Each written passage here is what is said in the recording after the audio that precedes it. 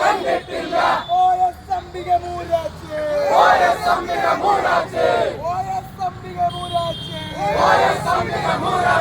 രാജിവെക്കോ പുറത്തു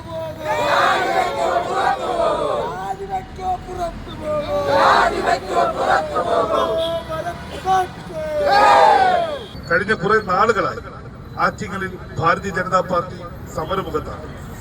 ഈ നിയോജക മണ്ഡലത്തിനോട് കാട്ടുന്ന അഴിമതിയിലും അതുപോലെ തന്നെ നീതി നിഷേധത്തിലും മണ്ണ് മാഫിയയെ സഹായിക്കുന്ന അധികൃതരുടെ നടപടികളിലും പ്രതിഷേധിച്ചുകൊണ്ട് കഴിഞ്ഞ കുറെ നാളുകളായി ഭാരതീയ ജനതാ പാർട്ടി സമരമുഖത്താണ്. അതിന്റെ തുടർ സമരങ്ങളാണ് ഇന്നിവിടെ സംഘടിപ്പിച്ചിട്ടുള്ളത്. ഇക്കഴിഞ്ഞ സംസ്ഥാന ബജറ്റ് നേരത്തെ ഇവിടെ സൂചിപ്പിച്ചു. ഇക്കഴിഞ്ഞ സംസ്ഥാന ബജറ്റിൽ ഏറ്റവും വലിയ അവഗണനയാണ് ആറ്റിങ്ങൽ നിയോജക മണ്ഡലത്തിനോട് കാട്ടിയത്. അവഗണന മാത്രമല്ല, കേവലം 14 കോടി രൂപയുടെ പദ്ധതികൾ അനുവദിച്ചു എന്നത് മാത്രമല്ല, വകയിരുത്തിയ പദ്ധതികൾ കഴിഞ്ഞ എത്രയോ വർഷങ്ങളായി തുടർച്ചയായി പ്രഖ്യാപിക്കുന്നതാണ്. ഈ നാട്ടിലെ മുഴുവൻ ജനങ്ങളെയും വോട്ടർമാരെയും മണ്ടന്മാരാക്കിക്കൊണ്ടാണ്, ഇവരെയെല്ലാം കബളിപ്പിച്ചുകൊണ്ടാണ് ഈ ബജറ്റ് പ്രഖ്യാപനങ്ങൾ വന്നിട്ടുള്ളത്. ഇതിന് സംസ്ഥാന സർക്കാരും ഇവിടുത്തെ MLAയും മറുപടി പറയേണ്ടതുണ്ട്. ഒരു ജനതയെ തന്നെ ഈ നിയോജക മണ്ഡലത്തിലെ 2.25 ലക്ഷത്തോളം വോട്ടർമാരെ ഒന്നടങ്കം മണ്ടന്മാരാക്കുന്ന രീതിയിലാണ് ഇക്കഴിഞ്ഞ ബജറ്റിൽ പ്രഖ്യാപനം ഉണ്ടായിട്ടുള്ളത്. ആറ്റിങ്ങൽ റിംഗ് റോഡിന് വേണ്ടി കഴിഞ്ഞ 4 ബജറ്റുകളിൽ ഇവിടെ പൈസ വകയിരുത്തുന്നുണ്ട്. 5 കോടി 10 കോടി രൂപ കഴിഞ്ഞ തുടർച്ചയായ 4 ബജറ്റുകളിൽ ആറ്റിങ്ങൽ റിംഗ് റോഡിന് വേണ്ടി പണം വകയിരുത്തുന്നു. ഇന്നേ വരെ ഒരു പേപ്പർ ഇറങ്ങിയിട്ടില്ല. ഇന്നേ വരെ അതിന് അനുമതിയായിട്ടില്ല. അതിന് സർവേ തുടങ്ങിയിട്ടില്ല. പ്രാരംഭ നടപടികൾ പോലും ആരംഭിക്കാനുള്ള ചർച്ച പോലും റിംഗ് റോഡിന്റെ കാര്യത്തിലായിട്ടില്ല.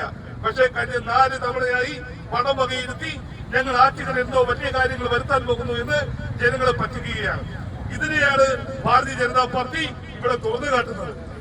MLAയും സംസ്ഥാന സർക്കാരും വലിയ കൊട്ടിഘോഷിച്ചു കൊണ്ടുവന്ന ഈ ബജറ്റിലെ ഒരു പ്രഖ്യാപനമാണ് കിളിമാനൂർ ബൈപ്പാസ്. കിളിമാനൂർ ബൈപ്പാസ് കഴിഞ്ഞ 3 തവണയായി തുടർച്ചയായി ഈ ബജറ്റ് പ്രഖ്യാപനത്തിൽ വന്നതാണ്. ഇന്നേ വരെ ഒരു കടലാസ് ഈ ബജറ്റ് പ്രഖ്യാപനത്തിന് ശേഷം കഴിഞ്ഞ 3 വർഷം കിളിമാനൂർ ബൈപ്പാസിന് വേണ്ടി അനങ്ങിയിട്ടില്ല. അതുപോലെ തന്നെ വാമനപുരം നദിയിൽ അഡ്വഞ്ചർ ടൂറിസം ഏറ്റവും വലിയ കോമഡിയാണ്. കഴിഞ്ഞ 3 വർഷമായി തുടർച്ചയായി പ്രഖ്യാപിക്കുന്നു ഈ ബജറ്റ്. പക്ഷേ ഒരു പൈസ പോലും അതിനുവേണ്ടി ചെലവഴിച്ചിട്ടില്ല. നമ്മുടെ വലിയകുന്ന് ആശുപത്രി ഒരുപാട് സാധാരണക്കാരുടെ ആശ്രയ കേന്ദ്രമാണ്. വലിയകുന്ന് ആശുപത്രി, ആ ആശുപത്രിയിൽ മോർച്ചറിക്ക് വേണ്ടി, ആ ആശുപത്രിയിൽ ചുറ്റുമതിൽ കെട്ടാൻ വേണ്ടി പണം കഴിഞ്ഞ തവണയും വകയിരുത്തിയിരുന്നു.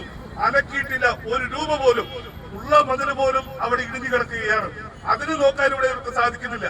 ഇത്തരത്തിൽ എണ്ണിയാലൊടുങ്ങാത്ത പദ്ധതികൾ ആവർത്തിച്ചിരിക്കുന്നു.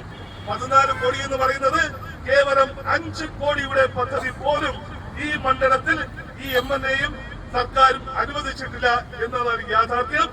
ഇത് ഏറ്റവും വലിയ കൊടും വഞ്ചനയാണ്. ആറ്റിങ്ങലിലെ ജനങ്ങളോടുള്ള വഞ്ചനയാണ്. ആറ്റിങ്ങലിന്റെ അനന്തമായ വികസന സാധ്യതകളെ, ഈ നാട്ടിലെ ജനങ്ങളുടെ അടിസ്ഥാന ആവശ്യങ്ങളെ തള്ളിപ്പറയുകയാണ്. അതിനെ അവഗണിക്കുകയാണ് ഇവിടുത്തെ MLAയും അതുപോലെ സംസ്ഥാന സർക്കാരും ചെയ്യുന്നത്. ഈ വഞ്ചന അവസാനിക്കണമെന്നാണ് BJP ആവശ്യപ്പെടുന്നത്. നിങ്ങൾ ഈ നാട്ടിലെ ജനങ്ങൾക്കൊന്നും തരണ്ട, പക്ഷെ ഈ വഞ്ചന അവസാനിപ്പിക്കണം. ജനങ്ങളെ പറ്റിക്കുന്ന ഈ പരിപാടി നിങ്ങൾ നിർത്തണം. ഇത് മുന്നോട്ട് വെച്ചുകൊണ്ടാണ് ഈ മാർച്ച്. അതുപോലെ ഈ മാർച്ചിൽ ഉയർത്തുന്ന രണ്ടാമത്തെ ഏറ്റവും പ്രധാനപ്പെട്ട വിഷയം നേരത്തെ ഇവിടെ പറഞ്ഞു, നിരവധി സമരങ്ങൾ ആറ്റിങ്ങലിൽ ഈ തെരുവുകളിൽ ഭാരതീയ ജനതാ പാർട്ടി ചെയ്ത വിഷയമാണ്. ആറ്റിങ്ങൽ നിയോജക മണ്ഡലത്തിൽ മുനിസിപ്പാലിറ്റിയിൽ മാത്രമല്ല പഞ്ചായത്തുകളിലും വ്യാപകമായി നേരത്തെ ഇവിടെ പറഞ്ഞതുപോലെ എല്ലാ ചട്ടങ്ങളും നിയമങ്ങളും ലംഘിച്ചുകൊണ്ട് കൈക്കൂലി വാങ്ങി രാഷ്ട്രീയ നേതൃത്വവും അതുപോലെ തന്നെ പോലീസ് ഉദ്യോഗസ്ഥന്മാരും എല്ലാം കണ്ണടച്ചുകൊണ്ട് ഇവിടുത്തെ വയലുകൾ മുഴുവൻ നികത്തുകയാണ്.